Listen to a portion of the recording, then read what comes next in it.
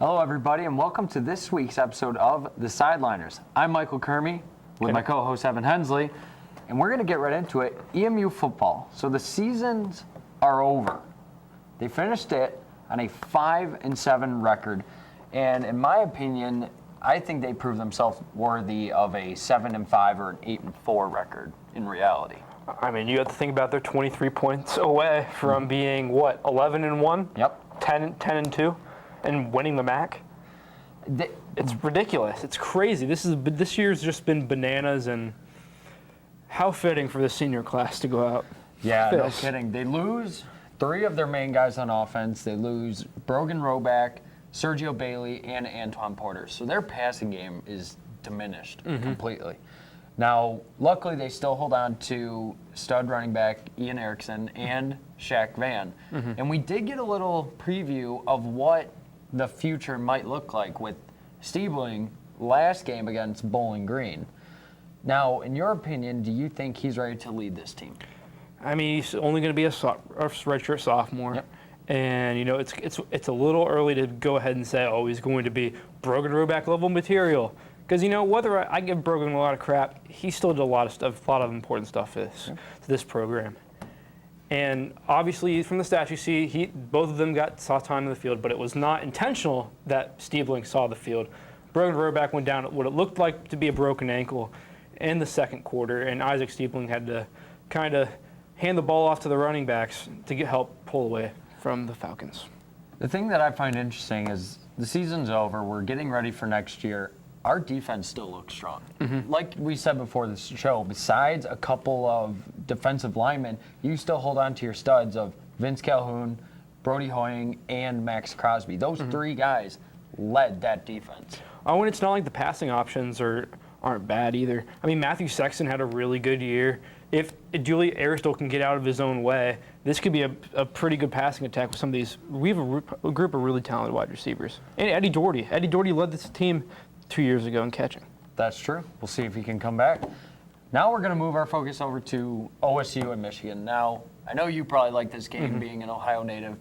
OSU beat U of M 31-20 in a game that, in my opinion, could have really gone both ways, but fell off short for U of M. I mean, what I learned is that not just does Ohio State have one better quarterback than Michigan, they have multiple quarterbacks that are better than any quarterback Michigan has on their roster. And John O'Korn did not, early on he played well. I mean, they took an early 14-0 lead. But J.T. Barrett, after suffering a freak injury pregame, started to get his team back rolling, tied it up, and Dwayne Haskins came in for relief after Barrett went out with when that injury got re-aggravated. And Haskins kind of showed a little bit of talent.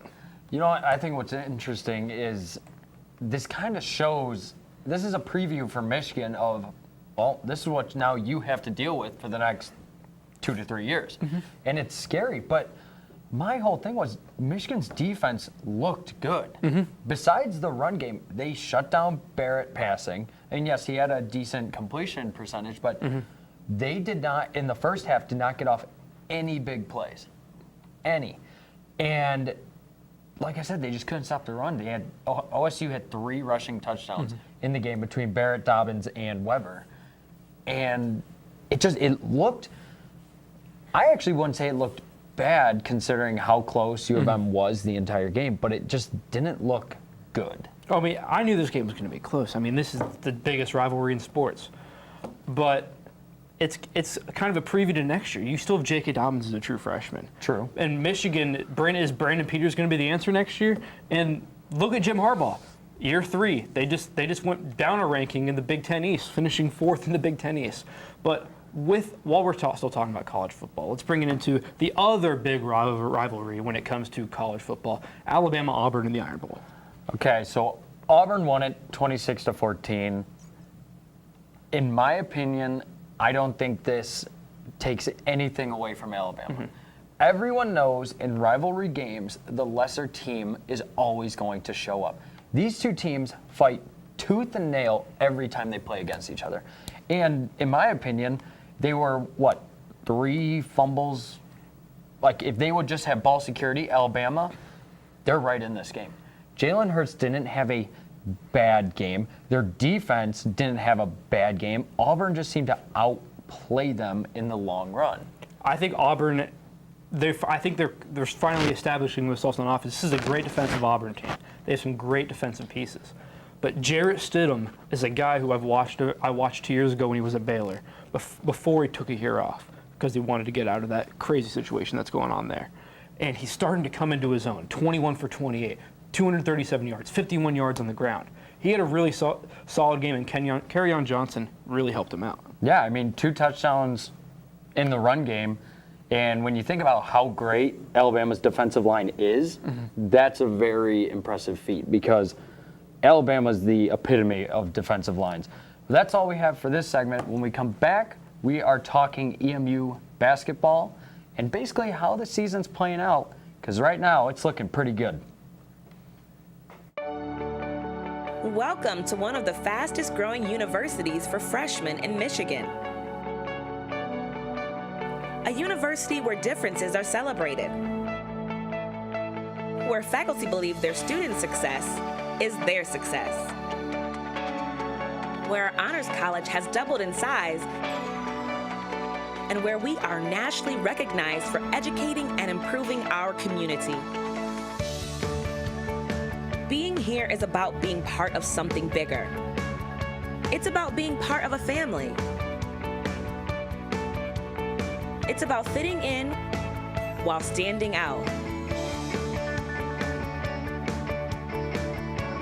Now's the time to challenge yourself and be surrounded by people who truly care about your success.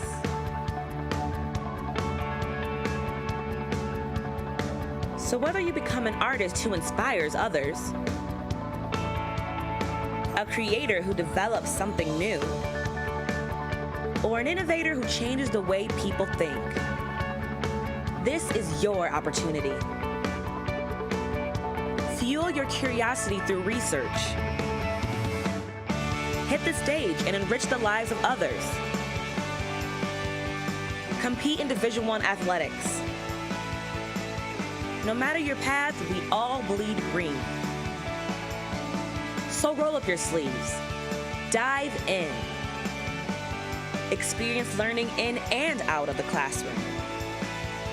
Be a student of life. Welcome to higher education. Welcome to Eastern Michigan University. Welcome home.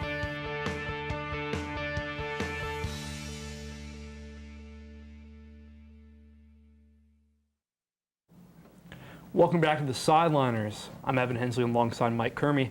And now we're going to start talking about the EMU basketball team that has got off to a 5-1 hot start. Yeah, so won their first 4 games. Last Friday, went into Indiana to play Indiana, suffered a tough loss, which in reality I thought showed a lot of promise because going into half, they were right there with Indiana. And Indiana's known for being a top team, usually, in basketball. I mean, this is not a great Indiana team, but it's coached by my favorite coach in college basketball, Archie Miller. Okay. Coming from the city of Dayton. But this is an Eastern Michigan team that looks just really good early. And it's not just the James Thompson show like I was afraid it was going to be. You're seeing Elijah Minnie and a guy who I've been looking forward to for over a year, Paul Jackson. These guys are starting to establish themselves and work together. Yeah, you know, Elijah Minnie leads the team with nearly 17 points per game, followed by Paul Jackson with almost 15, and the double-double man himself, James Thompson, averaging 14 points per game and nearly 12 rebounds. This team, when you look at their big men, so they're Tim Bond, Elijah Minnie, and James Thompson, those 3 are dominant on the boards. And just in general, Paul Jackson is averaging nearly 5 assists a game. Okay, so he's getting the ball down to them. I think their biggest issue right now is shooting guard. And I'm hoping that Terry Harris can find his rut or get out of his rut because right now he's averaging only 4 points per game. And this was a guy we brought in because we thought he was going to fill the void of our flawed 3-point shooting. But instead, that's Elijah Minnie. I mean, it's a surprise. You don't really see guys that come in, especially at small schools like Eastern, like mid-major schools, that are coming from JUCO schools, that are being transfers, that are making an immediate impact. And Elijah Minnie is doing that, and it's surprising not just people in this school, but people around the country. Yeah, and I think another big thing is the free throw percentage. Like we were talking about, Elijah Minnie, a power forward, a stretch power forward, is averaging 96% from the free throw line. I believe, honestly, he's only missed one. I think he's 27 of 28 this season. Even James Thompson, our center, is phenomenal for when you consider what most centers shoot. He's shooting 60%, which is just incredible for a big man who really doesn't have that soft touch that you'd expect. You know, he's more of a bruiser. He's going to get those layups and those big-time dunks. That's what you expect from him. And on with James Thompson, what I've noticed is he's not getting personal fouls that much anymore. No. He's really been behaving himself on the court, which is something weird. Behavioral is not such a big issue with basketball, but he's somebody who's gotten fouled out game after game after game in previous seasons, and this year it's not been an issue because he's not the go-to guy right now. And I think what's very impressive is when he does get a personal foul, it's only a personal foul. You know, it's not these technical fouls that he was always getting last year. I don't even know how many he had, but they made a little PSA about him working on his anger and fixing, you know, how he reacts on the court. And I think scouts looking at him are going to notice that. They're going to notice that, you know, because back then, if you were to correlate his emotion towards someone, DeMarcus Cousins, guy who's constantly getting those technical fouls, constantly getting in trouble, but he has really smartened up. He, is still getting personal fouls. He's a big man. That's going to happen. Everyone's going to get the fouls, but they're smart fouls. They're at the basket. They're not yelling at refs, yelling at coaches, or yelling or getting in the faces of other players.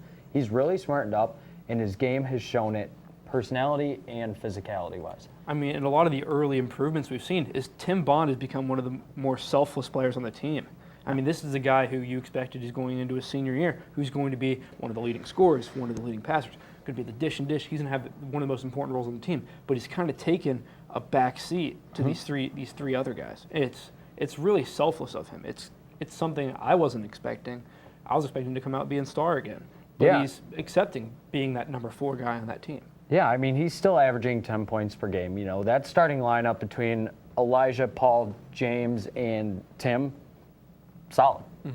It's very, very, very solid. I think the only thing they have to figure out is the shooting guard position. They have to get someone, just someone, that can make those threes on a consistent basis.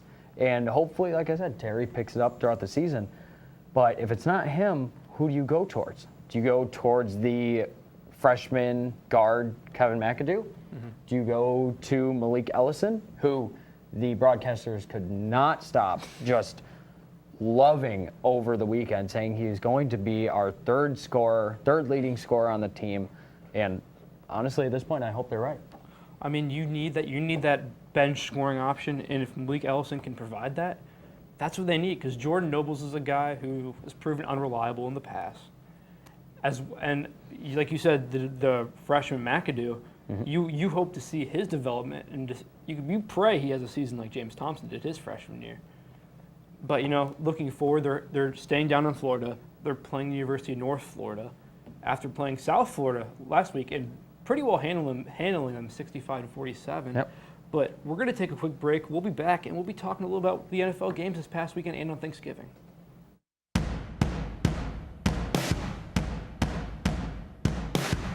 Hi, my name is Shanna Gilkison, and ETV has been a very important part of my life, especially for the last 4 years. I got my start at ETV in my 3rd semester at Eastern from fellow students, and it's been a great experience. Working with all these new people that I didn't know before, it's very awesome just seeing how willing people are to get together and create something from scratch.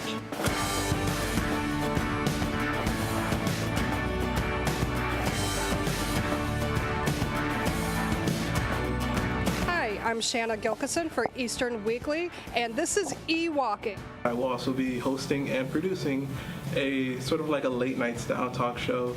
Everyone that's here wants to be here. They care to be here. They want to work. They want to learn. And with that kind of environment, everybody benefits. I tell you, I've been doing really well, very successful here at Eastern, but it wasn't until I really became part of the ETV club that I really felt like I was getting more of what I needed as a student. We decided that we wanted to do things above and beyond our coursework. So I was part of founding the ETV Student Org. It just so happened that Shanna was in one of my classes, and she told me to come, and I showed up, and it was very, like, a very warm welcome. Like, everybody was very nice to me right away.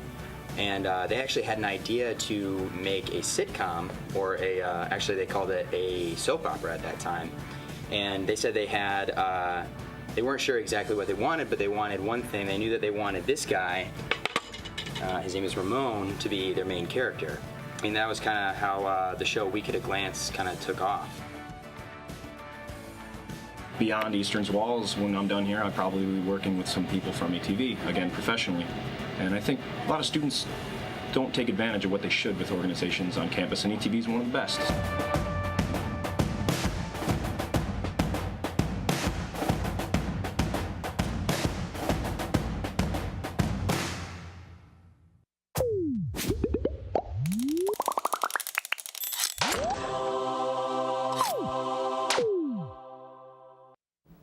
And welcome back to the Sideliners. We're getting right into it, football. So over the week and weekend, you know, we had those Thursday games for the beautiful Thanksgiving. Hopefully everyone had a great one. But the Lions and Vikings to start it off. The Lions suffered a tough loss, 30-23. And this was a game where, yet again, Case Keenum absolutely surprises me. 21 of 30, 282 yards, and 2 beautiful touchdowns. This guy's incredible. SOL. Same old Lions. Same old Lions. Absolutely. Case Keenum's been spectacular. You're right. You're absolutely right. It's been, arguably, he's going to be a Pro Bowler this year. A guy who could even secure the job as their starting quarterback for the Rams last year. It's crazy to think about how great he's been, especially with a running game that hasn't been consistent. True. He seems like a guy who needs a lot of help. He's got some great receivers on the outside, but Latavius Murray had his best game as a Viking up until this point. Still, not a great game with 84 yards on the ground, but still a good game. I mean, when you consider the fact that he ran the ball 20 times, so he's averaging 4 yards a carry. I mean, that's a pretty solid game. You know, the two guys that Case Keenum favors, Stephon Diggs and Adam Thielen, 89 yards for Thielen, 66 yards for Diggs, and the tight end, Kevin Rudolph, with the 2 touchdowns. This offense is unstoppable. Too many weapons, because if Latavius Murray has a bad day, well, Jarrett McKinnon's right in there. Well, Kyle Rudolph has been wasting his career in Minnesota with no quarterback for years. True. But onto the Lions, though. If I'm a Lions fan, I am not letting the Lions pick anybody but a running back in the first round of the draft next year. Really? Get a running back. You need something. Because Amir Abdullah, it's over. He's a scout back. He's not a starting running back in the NFL. You need a starting caliber running back. Or heck, if there's somebody out in free agency, get them. But get a running back. Stafford needs help. They ran the ball 15 times. And if they would have ran a little bit earlier, they may have won this game. Keep the ball out of Case Keenum's hands. As weird as that sounds, keep the ball out of Case Keenum's hands. My thing is, I personally don't think they go with the running back, because their biggest issue, they don't have run blocking. They don't have a line. They have a line that can block for the quarterback, but then seems to just fall apart anytime they have to push downfield for the running backs. I don't think this is on the running backs. If anything, you get yourself a run-first blocking offensive lineman, get him in there, and help out Amir Abdullah. Now to the second game that we're going to talk about, Saints and the Rams. The Rams handed the Saints their first loss since week 2. And honestly, besides the fourth quarter, was a pretty solid game for the Rams. Jared Goff had his best game as a pro. Yeah. Period. It was a great game. He looked really, really good without his number one option, Robert Woods. That was huge. Cooper Kupp had a big game, his first 100-yard game of his career, I believe, on his 8 catches. Sammy Watkins finally showed up in L.A. See, my thing is, I think this was a game of the rookies. You know, Cooper Kupp, like you said, 8 receptions, 116 yards, but then the hands-down rookie of the year, Alvin Kamara for the Saints. 101 receiving yards on 6 receptions and a touchdown. That huge 74-yard touchdown run. This guy is that offense. And that's weird to say because everyone's like, well, what about Drew Brees? Yeah, at this point, what about him? Only threw for 200 and less than 250 yards, 1 touchdown. I mean, he kept it clean, no interceptions. But you have all these weapons. Even Mark Ingram was upended by this rookie running back. Kamara is so good. Man, watching him the other day, the dude is so good. He's so fast. He reminds me a lot of Tyreek Hill in Kansas City. Just get the ball in his hands and he will make magic happen. Can I make the point? I really wish that the Rams and the Eagles weren't in the NFC because I would love to see a Super Bowl game between the 2 second-year quarterbacks, Jared Goff and Carson Wentz. I think that would be a fun game. You wouldn't like to see Dak Prescott? He's never going to make that. He's never going there. But on to the final game, Cowboys and Chargers in a pretty decisive win for the Chargers.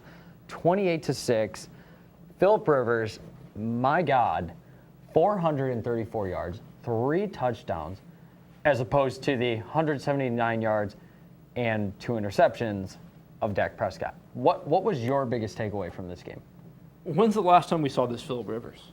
It's been a little bit. He's been consistent. Yeah. He's been consistently a 250-yard passer every week, just consistent. And then he has this monster game against the Dallas defense. He absolutely torches the Cowboys.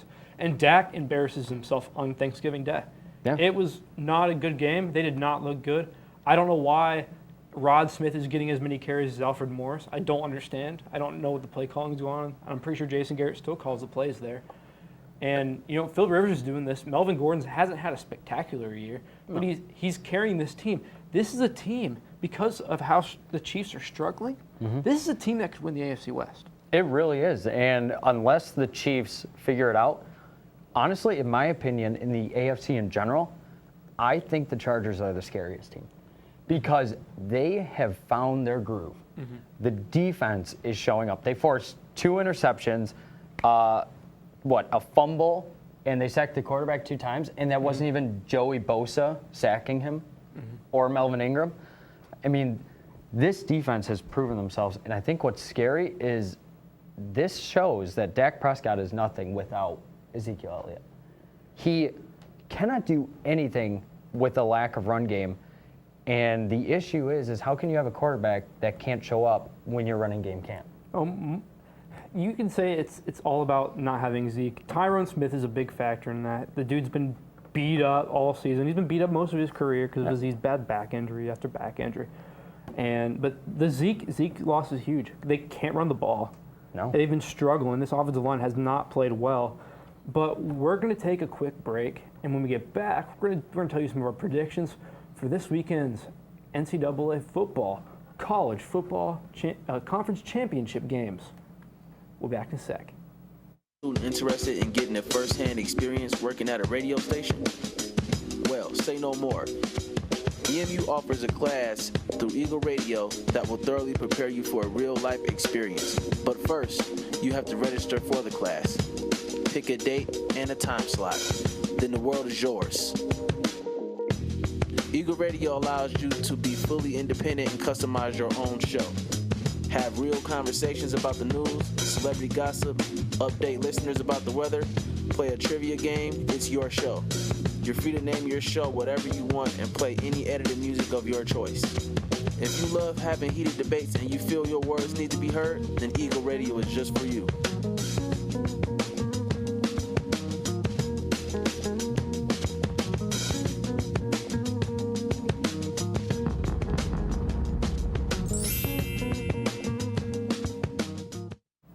And welcome back we're just going to get into it, talking about the college football championship games. Evan, we'll start with your predictions. And the first game we have is the Big Ten with OSU versus Wisconsin. Oh, I picked Ohio State. They're 6.5-point favorites over Wisconsin. I predicted to cover that 31-20 over the Badgers. I think JT Barrett comes back. He's not going to be spectacular, but I think J.K. Dobbins is going to torch this Wisconsin defense. On to the SEC, I think Auburn is going to beat Georgia for the second time this season. Jarrett Stidham with another good game. I don't know if Kerryon Johnson's going to play or not. Hopefully we can see him, and we'll be able to see him on the field. Next on the ACC championship game, I have Clemson over Oklahoma 27-20. The spread on that's actually 9.5, but I still think Kelly Bryant can pull this off, and this is a really good Clemson defense. On to the Big 12, I have TCU falling to Oklahoma because I just think Baker Mayfield's taken over. This is Baker Mayfield's world. We're just living in it. 45-35 over the Horned Frogs. On to the Pac-12, I have USC over Stanford 27-24. I think this is going to be a close one. I think Bryce Love is going to have a really good day, but just not enough to win over the Trojans. And in Detroit, at Ford Field, I have the Toledo Rockets over the Akron Zips in the MAC championship game, 35-20 behind Logan Woodside. He'll throw for over 300 yards. Interesting. Okay. Now on to mine. So the Big Ten, I've got OSU beating Wisconsin 28-23. If JT Barrett's back, he's going to light them up, and they're going to hand Wisconsin their first loss. Onto the SEC, I've got Georgia beating Auburn for the first time this year, right behind that awesome run game that Georgia has been known to have. In the ACC, I have Miami with what some people would probably say is an upset over Clemson, 21-20. I just think Miami's too dangerous on both ends of the ball. And Kelly Bryant, in reality, his first year playing, I think it might overwhelm him. Under the Big 12, we got TCU against Oklahoma, and I've got Baker Mayfield, who I feel like is the Heisman and going to be one of the top 5 picks in the draft, dominating TCU 35-27. Into the Pac-12, I've got USC winning 21-17 over Stanford, with Darnold having a stellar game. He's going to throw for all 3 touchdowns. And finally, in the MAC, Toledo will beat Akron 28-21. And honestly, I don't know about you. In your opinion, what is your game that you cannot wait to watch out of all of these? I'm very excited for this Auburn-Georgia game. Okay. I mean, even as an Ohio State fan, I'm very excited for this Auburn-Georgia game. Along with the Oklahoma game, because that Oklahoma game has so many implications. Just imagine what would happen if Oklahoma lost. Who's going to the playoff? Is Ohio State going to find its way in? Is Alabama going to go in? What happens if Ohio State wins, Oklahoma loses? Who are you going to pick? An Oklahoma team that beat Ohio State or an Ohio State Conference champion? It's going to be a little crazy in the next couple weeks. Yeah, see, mine is Oklahoma versus TCU. I'm excited to see Baker Mayfield.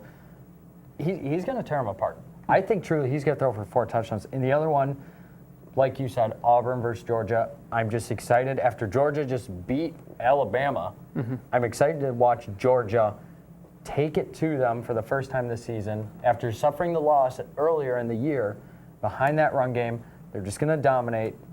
End of story. And that's all the time we have. I'm Michael Kermy. I'm Evan Hensley, and make sure you tune into our other ETV shows still on the air, and you might see me on E-Weekly every week. We'll see you next week, and keep on rooting for those Eastern Michigan Eagles.